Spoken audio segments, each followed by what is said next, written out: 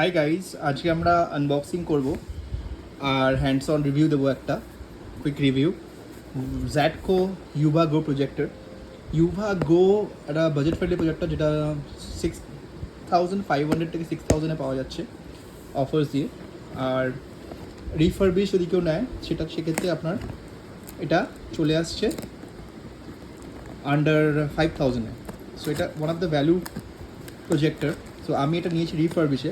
দুটো জিনিস চেক করার ছিল, এক দেখা ছিল অ্যামাজন রিফারবিশ জিনিসটা কেমন, এখানে হচ্ছে বক্সটা ছেঁড়া, আর দেখবো আমরা যে কোয়ালিটিটা কেমন হয় প্রজেক্টরের। সো বেসিক্যালি মনে হচ্ছে এগুলো বক্সের ড্যামেজের জন্যই রিফারবিশে দিচ্ছে। সো অরিজিনাল বক্সে দিয়েছে এখানে, আর এখানে কিছু একটা কোড স্টিকার করা হয়েছে। এনিওয়েজ চলুন ঝটপট এটাকে আনবক্সিং করি। আনবক্সিং করার পর দেখি যে ভেতরে প্রোডাক্টটা কেমন আছে, কতটা ইউজ বা কী আছে। চলুন ঝটপট এটাকে আনবক্সিং। আর এর পরের ভিডিও কিন্তু আমরা এটার সাথে কম্পেয়ার করব মার্কেটে যে 3,000-4,000-এর মধ্যে যে প্রজেক্টার্সগুলো পাওয়া যায়, যেগুলো চায়না আনব্র্যান্ডেড প্রজেক্টর হয়। সো এগুলো মেবি চাইনিজই হবে। তো সেগুলোর সাথে এগুলো কতটা কোয়ালিটি ওয়াইজ ডিফার করে তা দেখুন। কিছু কিছু প্রজেক্টরে বলে 2,000 লুমেন্স, 10,000 লুমেন্স। যেমন আমার ভিডিও দেখতে পাবেন HY300 মিনি, ওটার মধ্যে দেওয়া আছে 10,000 লুমেন্স। তো আর এটা হচ্ছে আপনার বেসিক্যালি 6,500 লুমেন্সের। তো দেখতে হবে এর মধ্যে অ্যাকচুয়ালি কতটা কি ডিফারেন্স হয়, আর কোয়ালিটি কতটা কি ডিফারেন্স হয়। তো এক্সট্রা যে 1,000-1,500 চার্জ করে সেগুলো কি ওয়ার্থ ইট কি নয়। সার্ভিসে বক্সের মধ্যে আমার কাছে অ্যাক্সেসরিজ সব কিছুই থাকছে। কেবলটা থাকছে, কেবলটা আমার একদম নিউই মনে হচ্ছে। আর এখানে রিমোট আছে জ্যাডকোর ব্র্যান্ডিংওয়ালা। রিমোটটা দেখে খুব একটা ইউজ হয়েছে বলে তো মনে হচ্ছে না। সো ডেফিনেটলি এটা ব্র্যান্ডিংই বলা যেতে পারে। এর মধ্যে কি ব্যাটারি দেওয়া আছে? হ্যাঁ, ব্যাটারি দেখি দেওয়া আছে। Maybe that's why it's use, but maybe not, I am not sure. আর এর মধ্যে আমাকে অরিজিনাল যে কুইক গাইডেন্স, এগুলো সার্ভিস, এগুলো সবই আছে। আর এবার আসছে মেন ইউনিট প্রজেক্টরের মধ্যে। তো চাইনিজ প্রজেক্টর যেগুলো হয়, আমার অন্য আনবক্সিং দেখতে থাকবেন, তার থেকে কিন্তু এটার প্যাকেজিংগুলো একটু বেটার। আর যেহেতু এটা ব্র্যান্ডেড, এখানে প্লাস্টিকের মধ্যে না ছেঁড়া টেরা কিছুই নেই, সুন্দরই এটা প্যাকেজিং আছে। আর লেন্সটা, হ্যাঁ লেন্সটা মনে হয় ইউজড, কারণ লেন্সের ওপর মোস্টলি নিউ প্রজেক্টরের একটা প্লাস্টিক দেওয়া থাকে, সেই প্লাস্টিকটা আমরা দেখতে পাচ্ছি না।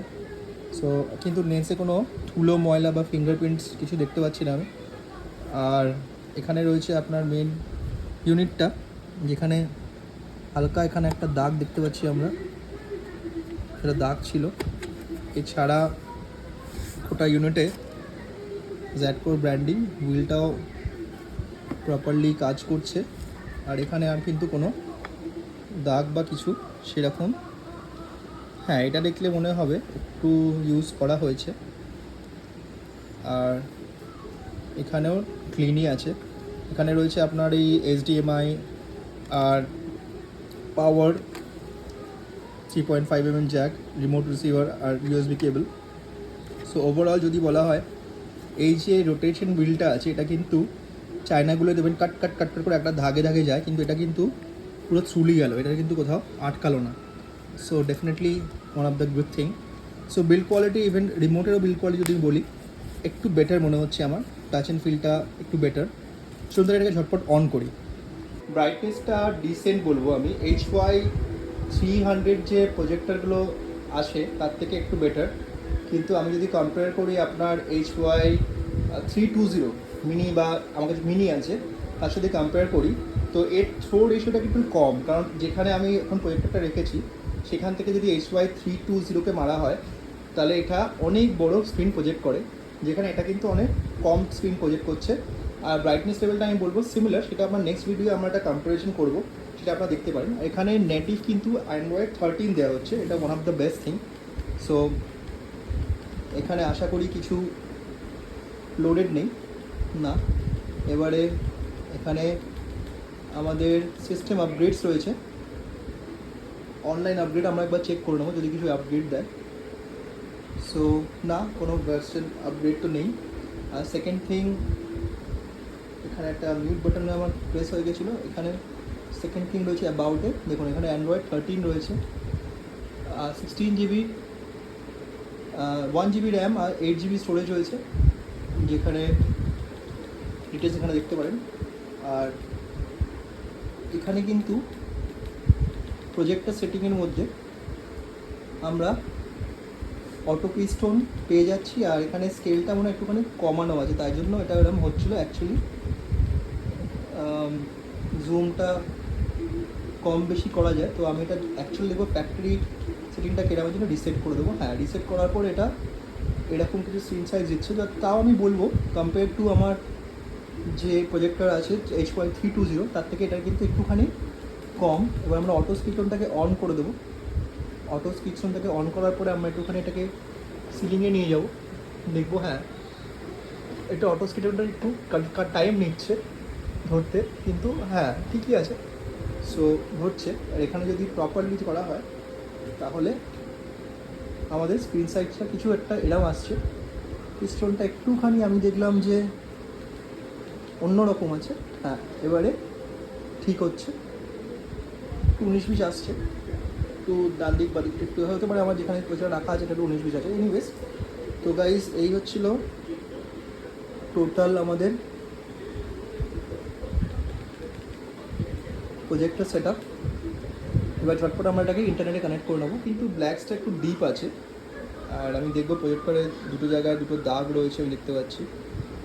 সাইডেও একটা ব্ল্যাক হালকা স্পট রয়েছে, জানি না এখানে কিছু পড়েছে নাকি, এটা ক্লিন করলে ঠিক হবে নাকি, সেটা ক্লিনও করা যায়। এনিওয়েজ, তো এবারে আমরা দেখবো যে এটার পিকচার কোয়ালিটিটা কেমন আছে। সো আমরা এটাকে নিয়ে চলে যাব হোমে। এর এম বাটনটা টিপলে মনে হয় হোমে চলে যায়। ওকে, সো ইউজার মানে এক্সপিরিয়েন্স ইজ ভেরি গুড, কারণ এখানে আপনার অ্যান্ড্রয়েড 13টা আসছে, কোনো ল্যাগ নেই। আর এবার আমরা এটাকে প্লে করে দেখব যে কেমন আসছে কোয়ালিটিটা ইউটিউবে। সো একটু টাইম লাগছে প্রথমবার হয়। সাউন্ড কোয়ালিটি কিন্তু একদমই স্যাটিসফাইড নয়। সো গাইজ, আমি যদি পিকচার কোয়ালিটি বলি, পিকচারের মধ্যে একটা সুন্দর শার্পনেস আছে, সাউন্ডটা তো ডিসেন্ট বলবো, বাট আপনার স্পিকার লাগবেই। আর পিকচার থ্রো রেশিওটা একটু কম। H.320 যদি কম্পেয়ার করি 4,000 টাকা 5,000 টাকা যে বাজেটে চায়না যে স্পিকার পাওয়া যায়, তার থেকে এটার পিকচার কোয়ালিটির থ্রোটা একটু কম, মানে এই সেম ডিস্টেন্সে ওগুলো একটু বড় স্ক্রিন বানাবে। আর ব্রাইটনেসটা আমি বলবো সেম, তবে নেক্সট ভিডিও আমরা কম্পেয়ার করে দেখবো। সো 6,000 টাকার বাজেটে এই প্রজেক্টরটা আমি বলবো ব্র্যান্ড যেভাবে ইউজার এক্সপিরিয়েন্স দিচ্ছে এটা নেওয়াই যায়, খারাপ না। অ্যান্ড তবে হ্যাঁ, যদি আপনি একটু টাকা পয়সা বাঁচিয়ে ফায়ার স্টিক দিয়ে ইউজ করতে চান, কারণ ডেফিনেটলি ফায়ার স্টিকের বা এমআই টিভি কার্ডের প্রজেক্টরের যে এক্সপিরিয়েন্স হবে যে ইউজার, সেটা এটাও ম্যাচ করতে পারবে না। যদি সেরকম কোনো ফায়ার স্টিক থাকে তাহলে ওই প্রজেক্টরগুলো নিতে পারেন, এটা ওভার প্রাইসই বলবো।